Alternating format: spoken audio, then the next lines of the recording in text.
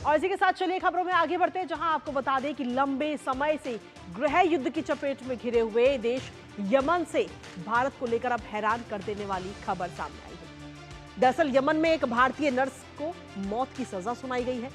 केरल की रहने वाली भारतीय नर्स निमिषा प्रिया को कथित तौर पर एक यमनी नागरिक की हत्या के लिए मौत की सजा सुना दी गई। निमिषा प्रिया को 1 महीने के भीतर फांसी की सजा दिए जाने की भी संभावना है। मृतक यमनी नागरिक तलाल अब्दो मेहंदी के परिवार और उसके कबीले के नेताओं को अपराध को माफ करने के लिए मनाने के जो तमाम प्रयास थे, फिलहाल अब वो सभी नाकाम हैं। और यमन के राष्ट्रपति रशाद मोहम्मद अल अलीमी ने जेल में बंद केरल की नर्स की फांसी की सजा भी मंजूर कर दी है। हालांकि अब इस पूरे मामले में भारत सरकार के विदेश मंत्रालय ने भी अपना बयान जारी करके मदद का आश्वासन दिया है।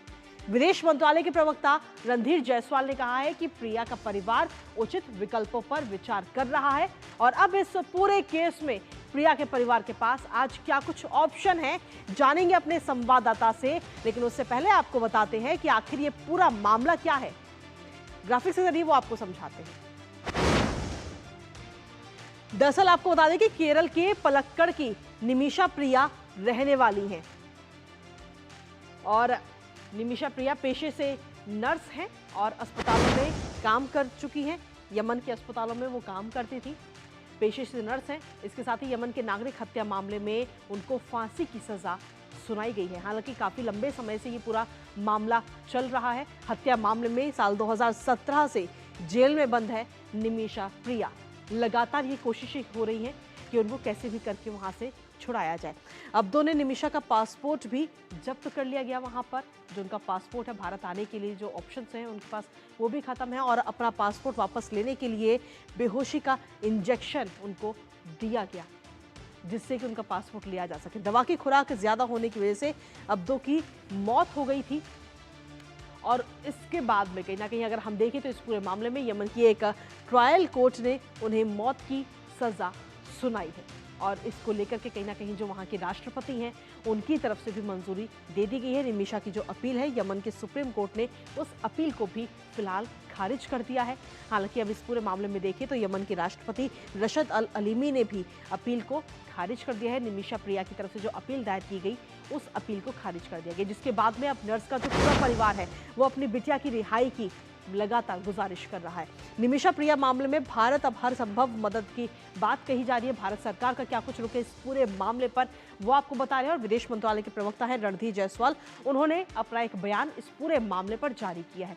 उनकी तरफ से कहा जा रहा है कि नर्स प्रिया के परिवार को प्रासंगिक विकल्प की तलाश है और ऐसे में भारत सरकार उनके साथ है, उनके परिवार के साथ है। वैकल्पिक जो भी ऑप्शंस होंगे उनकी लगातार तलाश की जा रही है। सरकार इस पूरे मामले में उनकी हर संभव मदद कर रही है। तो नर्स प्रिया की मां जो है प्रेमा कुमारी, उनकी तरफ से भारत सरकार से ये गुहार लगाई गई थी, जिसके बाद में भारत सरकार का जो पूरा रुख है वो इस वक्त सामने आया है। इस साल यमन की राजधानी में पहुंची थी उनकी मां।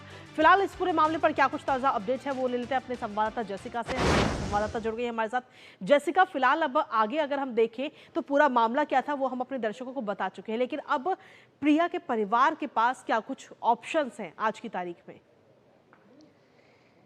आज की तारीख में जो ऑप्शंस प्रिया की फैमिली के पास अवेलेबल है वो बहुत ज़्यादा नहीं हैं। अगर आप देखें तो ये केस, जैसे आपने बताया, 2017 से जारी है और 2023 में हमें याद होगा जब यमन के सुप्रीम कोर्ट ने वो याचिका भी खारिज कर दी थी जिसमें अपील किया गया था। और अब जिस तरीके से हमने ये खबर देखी है जिसमें पिछले 24 घंटे में यमन के राष्ट्रपति ने भी अब फांसी की सज़ा जो दी गई थी यमन के सुप्रीम कोर्ट से वो अब किया जाएगा। और पेरेंट्स को फ़िलहाल जिस तरीके से आपने बताया, विदेश मंत्रालय ने एक तरीके से सहायता दी है और बताया है कि जो भी इस समय हो सकेगा वो भारत सरकार उसमें फैमिली को सहायता करेगी, जो भी ऑप्शंस अभी अवेलेबल है। बट वो ऑप्शंस इस समय काफ़ी लिमिटेड हैं क्योंकि जिस तरीके से केस ये बढ़ता गया है आगे, इसमें कोई भी एक ऐसा समय नहीं आया है जहाँ पे निमिषा प्रिया को एक तरीके का रिलीफ मिला हो, ना ही वो यमन के लोअर कोर्ट से था, ना सुप्रीम कोर्ट से, और अब राष्ट्रपति की तरफ से, तो ऑप्शंस बहुत लिमिटेड है।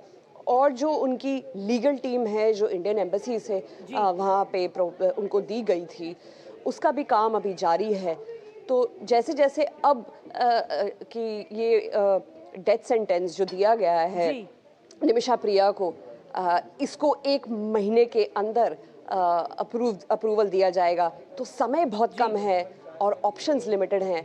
बट देखना पड़ेगा कि आगे क्या मदद मिल सकती है। आपको जैसे याद होगा, निमिषा प्रिया, जैसे आपने बताया, उनकी माँ आई थी यमन, सना जो कि कैपिटल है यमन की, वहाँ पे वो रहीं काफ़ी महीने, जहाँ उन्होंने काफ़ी नेगोशिएशंस करी, जो कि तलाल अब्दो मेहदी उनके जो फॉर्मर पार्टनर थे, जिनकी केस के बारे में हम बात कर रहे हैं, उनकी फैमिली से भी बात करी गई थी नेगोशिएट करने की, पर उससे कुछ ज़्यादा समस्या का हल निकल नहीं पाया और इस वजह से वो वापस गए।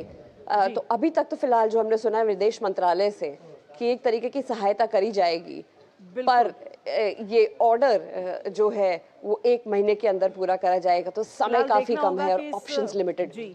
फिलहाल देखना होगा जैसिका कि इस पूरे मामले में अब आगे क्या सरकार की तरफ से क्या कदम उठाए जाते हैं। फिलहाल बहुत बहुत शुक्रिया जैसिका, अपडेट्स हमारे साथ साझा करने के लिए।